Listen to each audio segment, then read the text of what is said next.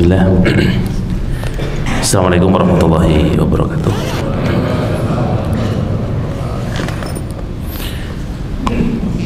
Alhamdulillah wa kafah alladhi an'ama alaina wa hada, salatu wassalam ala nabiyyina Mustafa al-Mujtabah wa ala alihi wa ashabihi wa ahla sidqi wal wafa summa amma ba'dah. Qala Allah ta'ala fil Qur'anil Karim, ba'da'udzu billahi samiil alim. Ya ayyuhalladzina amanu taqullaha haqqa tuqatih wa la tamutunna illa wa antum muslimun. Faqala nabiyuna Muhammad bin Abdullah sallallahu alaihi wasallam, fa inna astaqal hadisi kitabullah wa khairal hadi Muhammadin sallallahu alaihi wasallam, syarrul umuri muhdatsatuha, fa inna kulla muhdatsatin bid'ah wa kulla bid'atin dhalalah wa kulla dhalalatin finnar. Masyaallah muslimin wal muslimat rahimana wa rahimakumullah. Alhamdulillah wa syukurillah, sebuah nikmat yang Allah Ta'ala berikan kepada kita sekalian pada pagi hari ini bisa beramal kebajikan, dan semoga termasuk di antara rangkaian dari doa Nabi SAW, yakni Nabi kita pernah bersabda, Allahumma barik fi ummati fi bukuriha. Semoga Allah merahmati di antara umatku yang di waktu pagi beramal kebajikan. Dan pasti value dan hadis ini sangat besar jamaah sekalian, nilainya sangat tinggi, karena hanya orang-orang yang di waktu pagi yang bisa beramal soleh, yang diberikan doa spesial oleh Nabi SAW. Ya, imam itu mungkin sholat berjamaah, kemudian juga persiapan sholat subuh, ya, wabil khusus, kemudian dilanjut dengan thalabul ilmi, dan semoga menjadi ilmu yang barokah dan ilmu yang manfaat. Amin amin ya rabbal alamin. Teman-teman sekalian, terkait dengan tema kita ini, masya Allah, saya kira banyak orang di tengah kehidupan diberikan oleh Allah Ta'ala yang namanya ujian. Ada hadis yang panjang ketika Nabi SAW menyebutkan tentang gambaran sirat. Jadi gambaran sirat itu ada garis yang lurus, kemudian Nabi SAW menyebutkan di dalam sirat itu ada surani, ya, ada dua jembatan, ya, atau ada dua dinding. Kemudian di dinding itu ada babun, ya, setiap dindingnya ada celah-celah pintu. Nah, di celah-celah pintu itu ada tirai yang menutup jemaah. Ya, ini dalam hadis, mungkin jemaah sekalian pernah membaca dalam hadis kitab Al-Arba'una Al-Qalbiyah. Kemudian di tirai itu, ya, di belakang pintu itu ada suara yang memanggil dengan keras, ya, jangan kamu masuk ke dalam pintu tersebut, ya. Jadi pintu yang sudah tertutup dengan tirai, nah, ada suara dari belakang pintu mengatakan yunadi munadin, jangan pernah dekat-dekat dan jangan pernah masuk di celah-celah pintu yang ada.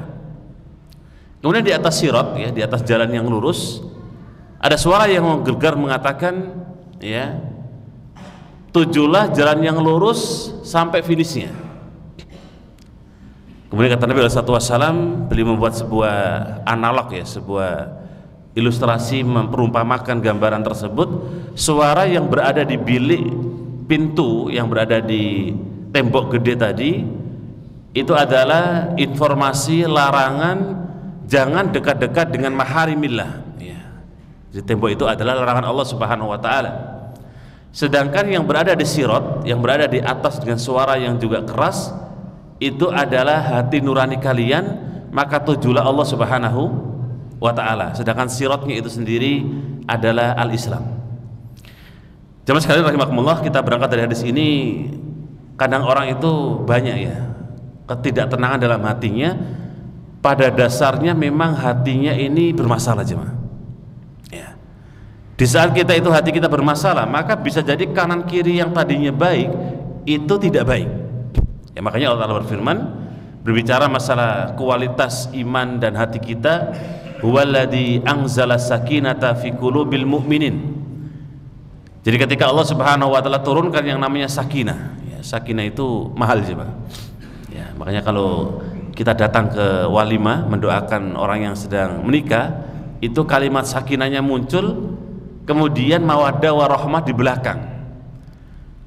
Nah, kalau kita bicara hati seorang mukmin itu level hati seorang mukmin normalnya itu sakinah.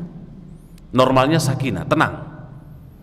Nggak ada goncang, nggak ada masalah, nggak ada problem, apalagi mendapatkan kesulitan. Jadi hukum asal hati seorang yang beriman itu sakinah. Ya. Ditambahi kemudian, kalau mau ketenangan itu bertambah, liyazdadu imanahum, sebanding lurus dengan bertambahnya iman. Ya berarti kalau kita sering galau, ya ini bahasa As-Sa'di ya, rahimahullah ta'ala, kalau orang itu sering galau bisa dipastikan iman dan hatinya itu oleng jemaah, bermasalah. Ya, orang yang suka kemudian tidak merasa mendapatkan ketenangan di saat ada masalah, di saat ada konflik, di saat ada ujian, maka lihatlah dua sisi ini. Dua sisi itu, yang pertama adalah iman, yang kedua adalah hati. Kalau kita bicara dua hal ini panjang ya. Bagaimana dalam sebuah hadis ketika Nabi kita bersabda, fa inna fi kulli jasadin mudghah, kan gitu. Setiap jasad kita itu ada segumpal daging. Kalau segumpal daging itu positif, ya, maka bisa dipastikan jamaah sekalian ini hati kita, perbuatan kita, lisan kita jadi positif. Tapi kalau segumpal daging itu bermasalah, maka bisa dipastikan juga semua lisan perbuatan kita bermasalah. Berarti kan sisi hati ini berpengaruh untuk amalia. Nah, sisi dalam eksternal yang kita sebut dengan iman itu semakin bertambah, maka akan semakin tenang. Ya, oleh karena itu ketenangan yang ada pada diri seorang muslim itu menggabungkan antara iman dan hati mereka. Jamaah sekalian rahimana wa rahimakumullah. Dan Allah Subhanahu wa taala juga menegaskan, wa'lamu anna nasra ma'as sabri. Ketahuilah bahwa yang namanya pertolongan Allah Subhanahu wa taala itu beriringan dengan yang namanya kesabaran. Nah, ini mungkin poin ketiga ya. Jika mana kita ini ingin mendapatkan ketenangan di saat kadang-kadang ini yang mana yang benar ya, di saat ketidakpastian dalam hati kita, maka ternyata perlu kita iringi dengan as-sabr. Berarti kalau dibikin apa ya, dibikin semacam diagramnya begitu, imannya di atas, sabarnya ada di samping, nah posisi hati itu ada di samping juga.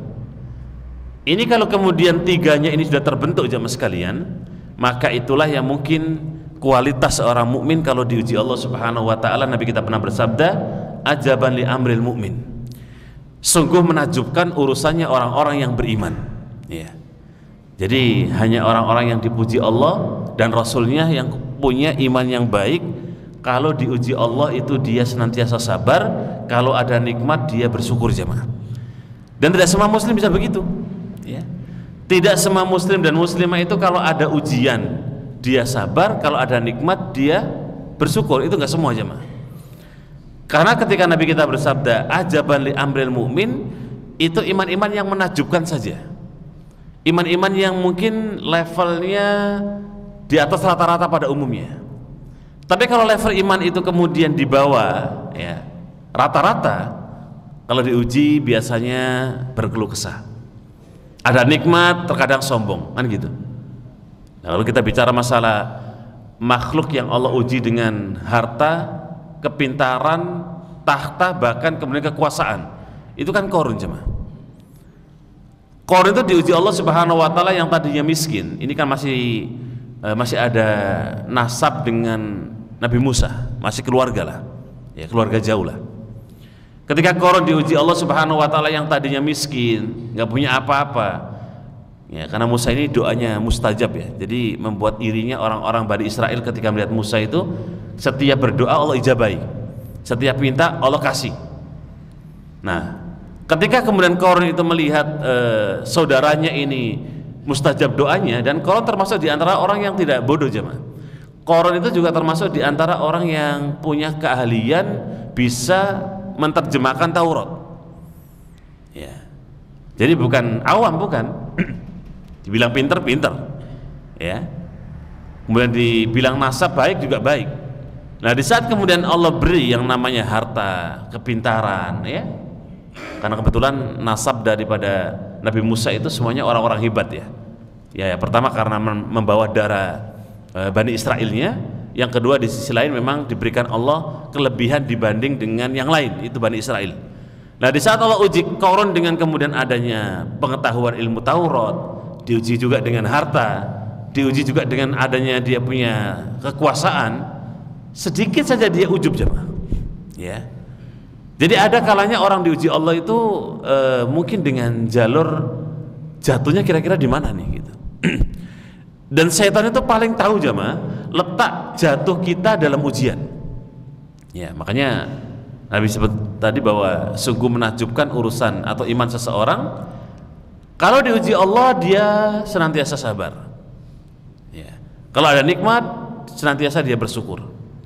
Nah, sehingga ketika permasalahan dalam diri seorang muslim, kalau tiga tadi, iman, hati, dan nilai sabarnya ini kemudian hilang, maka bisa dipastikan ada sistem yang error dalam kehidupannya. Nah, berarti kan jamaah bisa apa ya? Bisa mengira. Kira-kira kita itu errornya di sisi mana?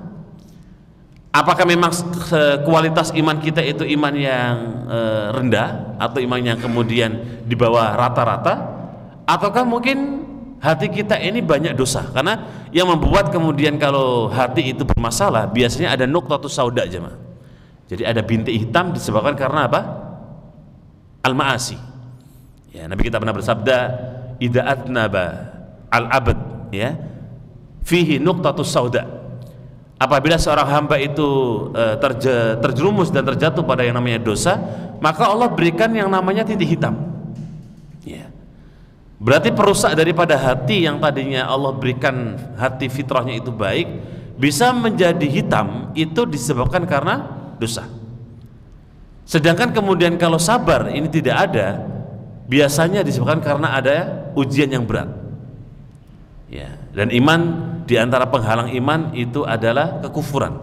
Sehingga setan ini bisa meramu juga jemaah. Kalau kita punya tiga komponen yang sangat besar dalam hati kita, dalam diri kita, maka setan pun tidak kalah dengan beragam ikhtiarnya, beragam caranya untuk bagaimana na'udzubillah min dzalik kita itu terjerumus dalam bisikan-bisikan syaitan. Nah, jamaah sekalian kaum muslimin rahimana wa rahimakumullah. Nabi kita pernah bersabda ya dalam Sahih Muslim, karena orang itu diuji dan ketahuan status iman, hati dan sabarnya itu kalau ada ujian besar jemaah.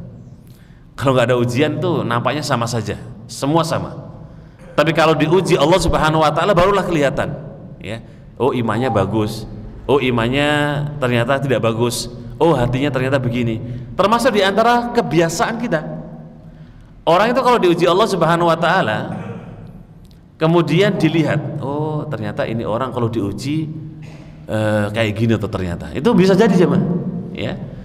Oleh karena itu Nabi kita pernah bersabda, innar rifqa la yakunu fi syai'in illa zanahu. Kalau kita itu ingin kemudian diri kita dihiasi dengan kebaikan, maka yang namanya lemah lembut itu harus ada. Nah, nggak sedikit ya mah ya, tidak sedikit orang itu diuji Allah kadang-kadang lisannya mengumpat. Tidak sedikit ketika Allah uji seseorang itu ketika itu kemudian dia tidak taat. Padahal yang namanya kemudian orang itu tidak imbang dalam dirinya, ketidakseimbangan pada dirinya, kegalauan pada dirinya itu setiap hari datang pada diri manusia. Ya, biasanya dapat gaji sehari misalnya 10 atau 100 ribu, ternyata hari ini dapat 40 ribu atau 50. Itu kadang-kadang kegoncangan hati jemaah. Yang tadinya anaknya itu baik-baik saja, tiba-tiba anaknya emosional, ya, marah. Itu juga ujian. Kadang-kadang mungkin istrinya itu baik-baik saja, hari itu kebetulan lagi marah. Nah, itu juga kadang-kadang berpengaruh. Nah, yang membuat kemudian itu menjadi tenang itu biasanya adalah ar-rifq, di mana adanya kelemah lembutan dalam semua aspek kehidupan manusia, apalagi muslim ya. Muslim itu masya Allah ya, sampai Nabi kita bersabda kalau kemudian muslim itu tidak ada sifat rifqahnya, tidak ada sifat lemah lembutnya, maka ini bisa menjadi masalah besar ya. Rifq itu bukan cuma di lisan ya jamaah, tapi di perbuatan, apalagi di sikap, di muamalah, di sosial, di masyarakat, bergaul ya. Itu termasuk harus ada arif. wala yanzi'u min syai'in illa sa'na, dan tidaklah perkara lemah lembut itu ketika dicabut Allah Subhanahu wa taala melainkan perkara itu akan rusak.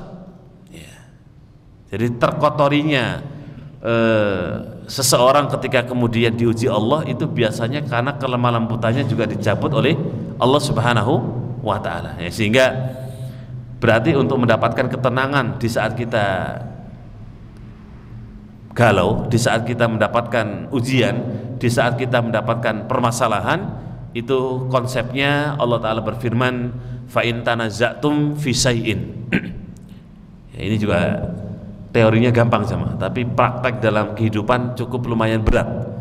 Ya, Allah taala berfirman, kalau ada permasalahan, mana ada sih orang nggak ada masalah jemaah, coba bayangkan. Ada nggak di antara kita yang hari ini nggak ada masalah?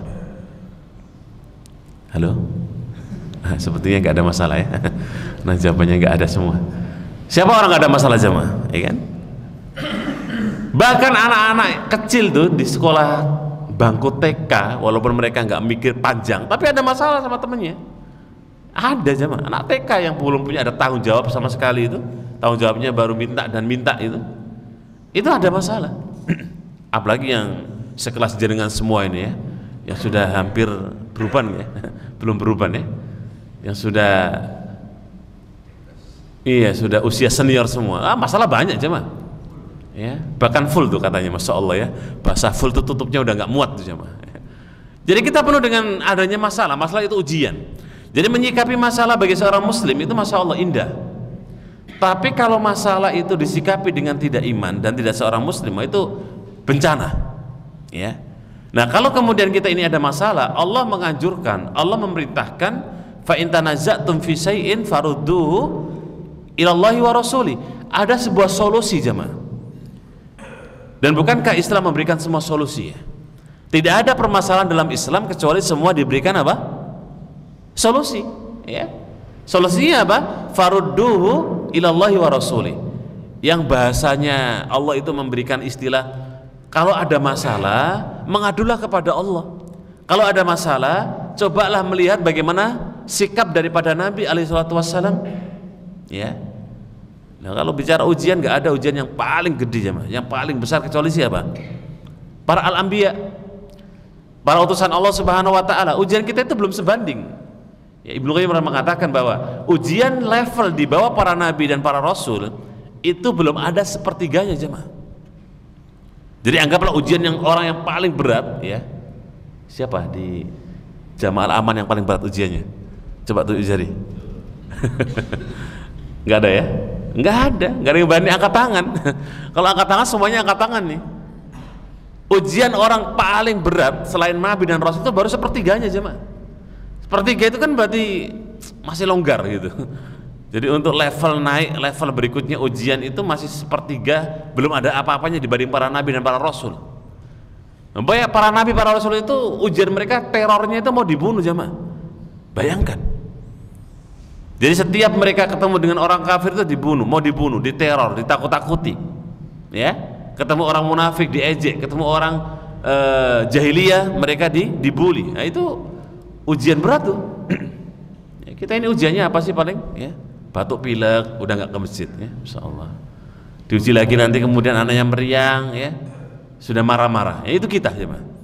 Sehingga ketika berbicara masalah ujian, lihatlah mereka para al-anbiya kan gitu. Makanya kita itu ada buku bagus juga atau kitab yang menarik ya terkait aina nahnu min akhlaqis salaf. Jadi kalau Nabi itu kan terlalu tinggi level kita jemaah. Sahabat sepertinya kita juga tidak ngejar. Oke lah, ada kisah-kisah di mana para ulama-ulama dulu seperti para tabiin saja. Level para tabiin saja kita itu masih nggak ngejar jemaah. Jadi kitab aina nahnu min akhlaqis salaf itu masya Allah. Kalau Bapak Ibu baca, sekarang sudah ada terjemahnya, nanti monggo cari aja. Itu masya Allah bagus Bapak Ibu untuk ngerem hawa nafsu dunia kita, untuk ngerem agar kita itu ingat kalau kita itu akan meninggal dunia. Di kitab itu disebutkan bahwa kisah-kisah para tabiin, ya, sebagian kecil para sahabat, ya, karena seperti Ibnu Mas'ud itu kan sahabat junior yang hidup di kalangan para tabiin.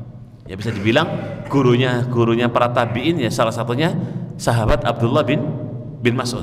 Tapi kebanyakan besar adalah kisahnya para tabi'in. Ya. Bayangkan ada seorang tabi'in yang ketika kemudian, kalau kita ini kan maunya dipuji jamaah ya. Dan pujian itu kan bisa merusak hati, membuat orang juga tidak tenang. Tabi'in, bayangkan, sekelas tabi'in yang mereka itu harusnya layak untuk dipuji, layak untuk disanjung. Bahkan kalau ada istilah sekarang itu banyak orang yang mencari apa, viral ya Pak Bibi. Kalau update status, bikin WA story atau apalah begitu, maunya kita itu apa? Viral. Biasanya kalau orang viral itu dapat rezeki nomplok gitu. Diundang di podcast, diundang di studio, diundang di bahkan di TV dan lain-lain gitu. Dulu para tabi'in untuk viral itu malah sesuatu momok yang menakutkan jemaah. Ya. Jadi sesuatu yang dikhawatirkan oleh mereka para tabi'in itu kalau viral. Lah kalau kita sekarang maunya apa? Viral, tapi tidak viral-viral. Sudah upayanya macam-macam, bikin upload video sampai puluhan, sampai ratusan, nggak viral-viral. Kadang-kadang viral itu aneh ya. Ada orang yang nggak bikin video, nggak bikin apa, cuma diupload oleh orang lain, dia viral. Biasanya zaman hari ini kalau mau viral itu yang bikin aneh-aneh jamaah. Kencing dari lantai 4 lah itu biasanya viral. Yang aneh-aneh dan yang nggak masuk akal dan itu merusak, itu biasanya lebih viral karena dunia kita ini dunia yang aneh jemaah. Ya, itu perkataannya Yahya bin Mu'in. Beliau mengatakan zaman beliau loh jemaah, seorang tabi'in, zaman beliau ini zaman yang aneh. Semakin aneh orang itu semakin masyhur. Semakin apa? Tenar. Mau bukti? Nah, coba Bapak Ibu habis ini aneh-aneh di rumah. Di kampung lah bikin aneh-aneh gitu ya. Rambutnya panjang disemir merah misalnya. Ya. Nah, itu aneh, akan terkenal tuh. Karena orang-orang terkenal dulu dengan sekarang beda. Nah, untuk bagaimana kemudian hati kita tidak terbawa suasana seperti itu jamaah sekalian, ya. Makanya kenapa ada istilah untuk kita itu perlu membaca sirah, ya, sejarah. Bagaimana pengalamannya para ulama-ulama generasi awal, bagaimana kemudian orang-orang soleh dalam menyikapi masalah kan gitu. Ya. Tapi jamaah sekalian, rahimana wa rahimakumullah. Sehingga kemudian tadi kita bicara masalah yang namanya kelemah lembutan itu akan membawa seseorang dalam dirinya ketika ada masalah. Ya. Jadi untuk menghiasi diri kita dan juga kembali kepada permasalahan Al-Quran dan As-Sunnah ini membuat kita lebih apa? Lebih tenang. Tapi dalam sebuah hadis juga jamaah sekalian, Nabi kita pernah bersabda, ya, karena kita itu ya bukan banyak ketidakpastian jamaah, tapi sepertinya banyak diuji dengan hal itu. Nabi kita pernah bersabda, ya, at-ta'anni minallah. Yang namanya sikap tenang, ya, berarti kalau ta'anni itu sikap tenang yang tidak tergesa-gesa. Itu minallah, dari Allah jamaah. Tadi saya sampaikan di awal yang namanya sakinah itu memang basic seorang muslim, karena itu pemberian Allah Subhanahu wa taala. Sedangkan al-ajalah, ya, al-ajalah minasyaiton. Sifat tergesa-gesa atau bahasa kita ya, sifat yang tidak tenang itu pemberian dari siapa? Syaitan. Nah, ini kapan ini berlaku jamaah? Kapan hadis yang terdapat dalam Sahih Muslim, ya, Al-Baihaqi dalam kitab Syu'abul Iman dan Syalbani menghasankan, kapan hadis yang kemudian yang namanya tenang itu dari Allah, tergesa-gesa itu dari syaitan? Kalau ada ujian jamaah. Kalau normal-normal saja orang itu biasa. Coba kalau Bapak Ibu sekalian diuji Allah Subhanahu wa taala, ya. Ya, level ujian kan bertingkat ya, sebanding dengan kualitas iman. Semakin baik iman orang, maka ujiannya makin apa? Makin besar. Kalau orang itu diuji Allah taala, maka biasanya kelihatan dia ini tenang atau tidak, ya.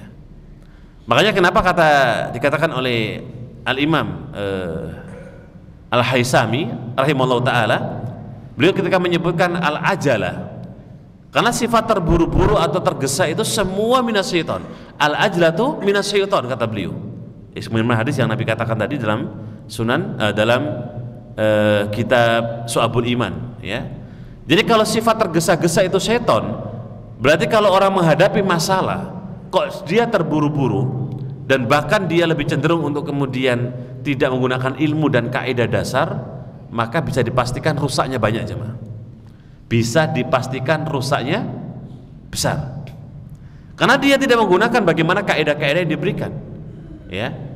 Wong orang aja kalau ada ujian, dia menggunakan kaidah sudah baik, sudah rapi, sudah benar, itu masih aja kejeglong, masih ada luput. Ya.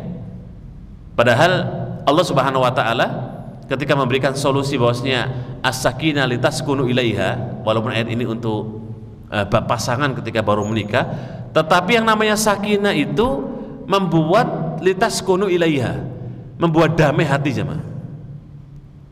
Lah bagaimana orang itu memunculkan yang namanya tenang dalam hatinya? Ya tadi, kalau kita bicara yang namanya pemberian Allah Subhanahu wa taala atau sikap tenang, kalau sikap tenang itu dari Allah Subhanahu wa taala, kalau yang mau diistilahkan yang namanya tenang itu kan apa? Sukut, ya. Atau sakinah. Nah, makanya kalau kita sholat tumak ninanya baik, itu kan namanya sukut jemaah. Rukunya tenang, sujudnya tenang, itu sukut. Ya, tenang. Baik. Nah, pemberian ketenangan itu dari Allah Subhanahu wa taala. Adapun terburu-buru, tergesa-gesa, termasuk di antara pemberian dari syaitan. Makanya Al-Hatim Al-Haisami itu membenci sifat terburu-buru. Ya, ada seorang syair bilang begini, bahwasanya man istajala syai'an qabla awamirihi uqiba bi khirmanihi. Siapa yang terburu-buru dalam semua hal jamaah, maka dia akan menyesali dan mendapatkan sesuatu yang buruk. Itu dalam semua aspek ya. Dalam semua aspek kalau orang itu terburu-buru maka akan menyesal. Itu sebuah syair. Berarti artinya apa? Orang yang kalau kemudian dia mendapatkan sesuatu ya, atau ingin sesuatu dia mau instan dapatnya begitu misalnya, nggak ada ikhtiar, nggak ada usaha, biasanya dampaknya negatif jemaah. Ya. Karena itu Allah berikan demikian. Ya, maka Nabi kita juga pernah bersabda di dalam Sahih Bukhari ya, di nomor 4334. Jadi idza fazi'a ahadukum ya falyakul. Banyak orang yang kalau dia itu kemudian merasa takut. Nah, ini kegoncangan lagi jemaah. Kegelisahan. Termasuk juga ketidakpastian yang dalam hati kita. Antara iya tidak, ragu, kemudian kita dapat kesulitan dalam berpikir. Ingat, Nabi kita pernah mengajarkan kepada kita, di saat Bapak Ibu mendapatkan masalah seperti itu, falyakul kata Nabi. Ya, maka ucapkanlah ya, hasbunallah wa ni'mal wakil.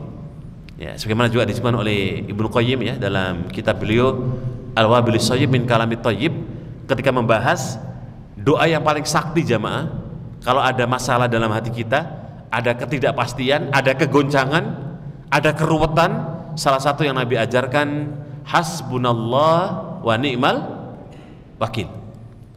Sederhana jemaah ya, moga dihafal ya, hasbunallah wa ni'mal wakil, hasbunallahu wa ni'mal wakil. Ini Bapak Ibu kalau baca doa ini, kata Nabi SAW, kalau kita dapat masalah, hati kita lagi semrawut, ada masalah kompleksitasnya tinggi aja mah, sampai sakit, sampai apa itu kalau orang banyak mikir, sariawan ya Pak ya, betul ya. Ini yang sariawan ada nggak nih? Kalau ada berarti ada kompleksitas masalah tinggi jemaah. Ya, karena itu berpengaruh ke psikis ya, apalagi sampai ke psikologinya, wah itu berarti memang kompleksitasnya tinggi. Nah, ucapkan aja doa ini, mantra hasbunallahu wa ni'mal wakil itu mantra terbaik jemaah. Ya, jadi jambi-jambi yang bisa kita baca di saat ada masalah, ucapkan aja hasbunallah, cukuplah Allah, gitu kan? Sebagai pelindung, wa ni'mal wakil, dan sebaik-baik penolong, cukup jemaah. Nah, ini kalimat kan sebenarnya mantra itu tergantung penggunanya jemaah. Kita nyebutnya mantra yang positif ya jemaah. Jangan habis ini pulang jadi dukun ya.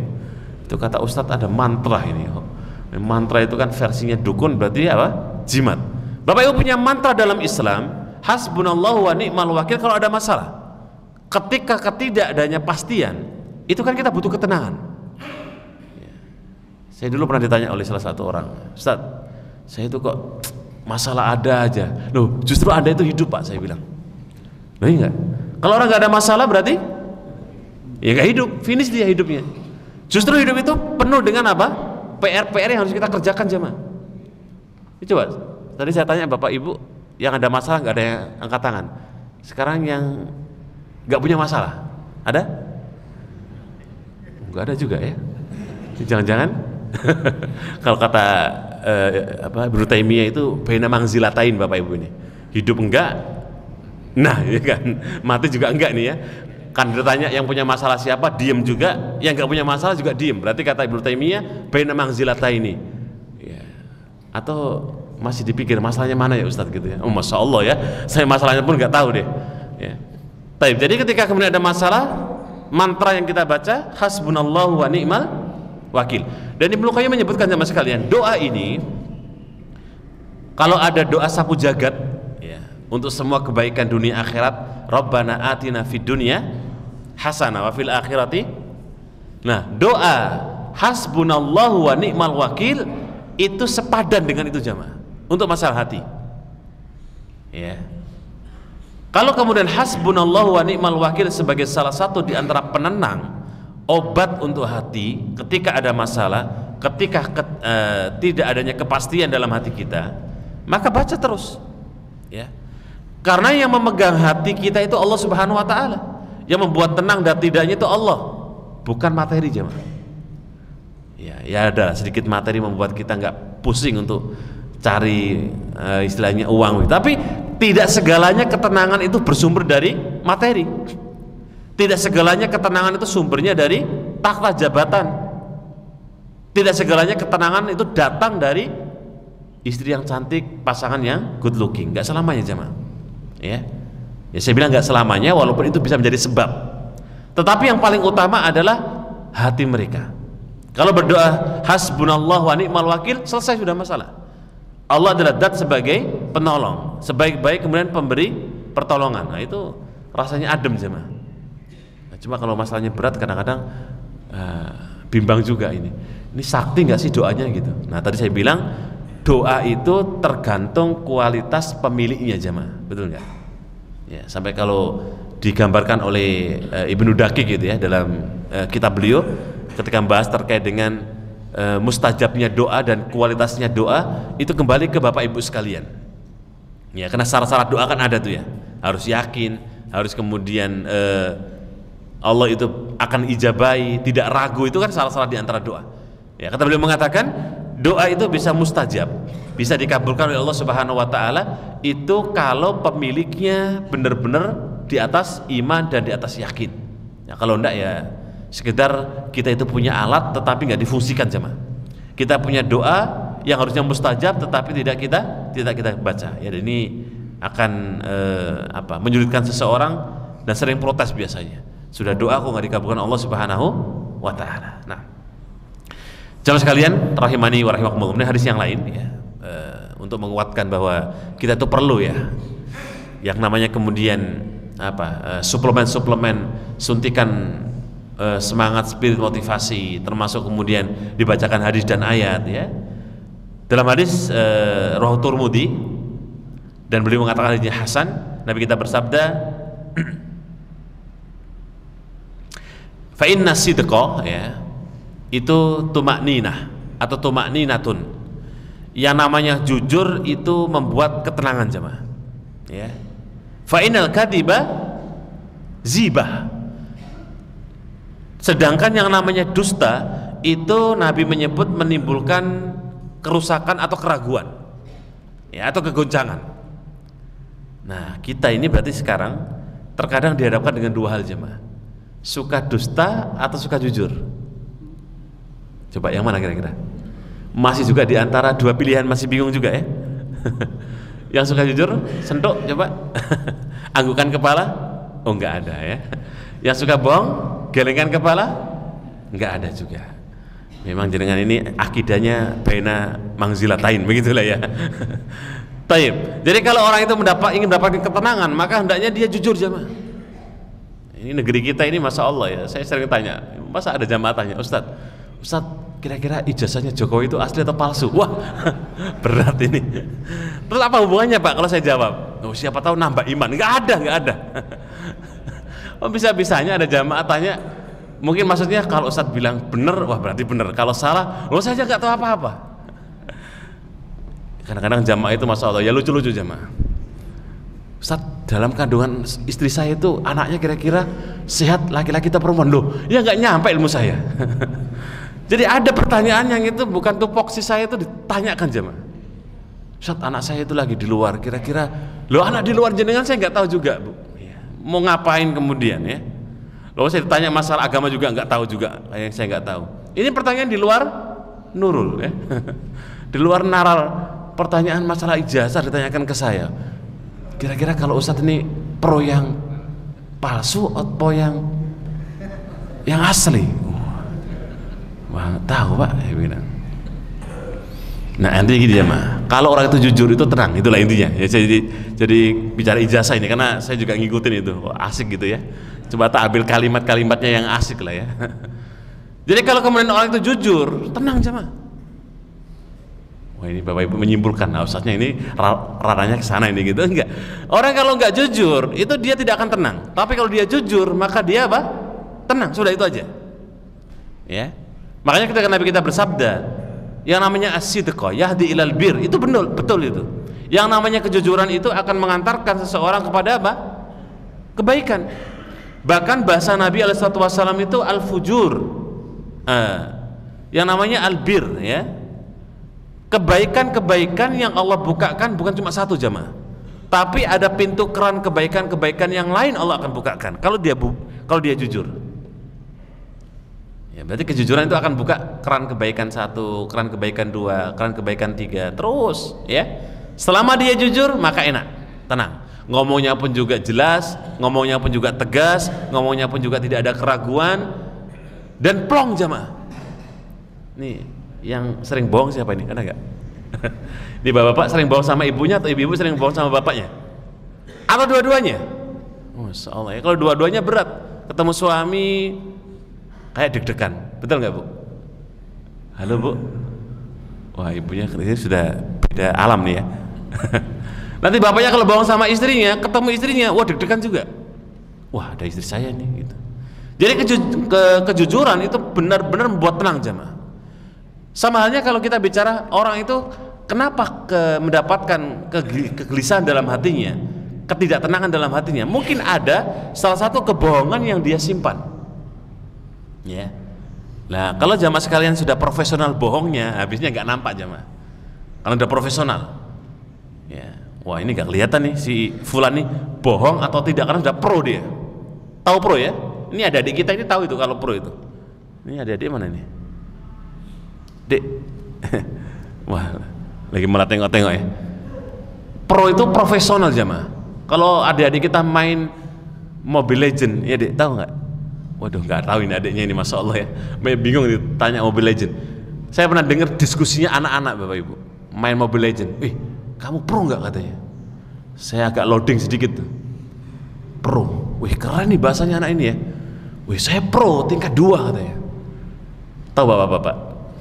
Sama kan pak, saya juga gak nyambung waktu itu. Saya pro tingkat 3. Oh saya pro tingkat 7 katanya. Pro itu ada tingkatannya jamaah. Loh kita aja sudah pro, sudah profesional, sudah luar biasa ya. Ini anak-anak pro tingkat 7. Sakti saya bilang. Saya tanya tuh di Google, pro permainan Mobile Legend. Ternyata ada tingkatannya jamaah. Kalau pro sampai tingkat 5, tingkat 6 itu udah profesionalnya di atas malaikat gitulah. Luar biasa itu adik-adik kita. Nah kalau orang itu bohongnya sudah profesional level tinggi, udah nampak jamaah, iya enggak? Ini bohong nggak sih orang ini? Wah kayaknya enggak ini. Oh kayaknya bohong. Kalau dia sudah profesional bohongnya, wah, bapak ibu bisa dibully terus tuh ya. Maka oleh karena itu orang yang kalau dia tidak bisa berbohong, ya, kalau dia mau sekali berbohong, kelihatan bapak ibu, gelagatnya kelihatan. Caranya dia menyembunyikan kelihatan. Nah ini resep untuk ibu-ibu ya. Kalau bapaknya bohong itu kelihatan bu. Kalau jenengan sudah nikah hampir 20 tahun, lalu masa 20 tahun nikah nggak tahu bapaknya bohong? Kalau bohong kelihatan ya. Uang dimasukkan ke kopiah ini ya. Kalau orang wah tak tunggu-tunggu ini tadi ada alarm waktunya selesai gitu ya. Ini gini jamaah, kalau bohong itu tidak akan adanya ketenangan. Tapi kalau jujur bisa dipastikan ada ketenangan. Oleh karena itu hadiah oleh-oleh pengajian kita pada pagi hari ini, Bapak Ibu mulai sekarang jangan pernah bohong, biar hatinya tenang. Kalau jujur insya Allah tenang, kalau bohong isinya kegelisahan. Ya, silakan dinilai apa yang terjadi di negara kita. Wallahu ta'ala alam. Demikian, semoga ada manfaatnya dan bisa kita pahami dan bisa kita amalkan dan juga bisa kita dakwakan. Aku qouli hadza. Assalamualaikum warahmatullahi wabarakatuh.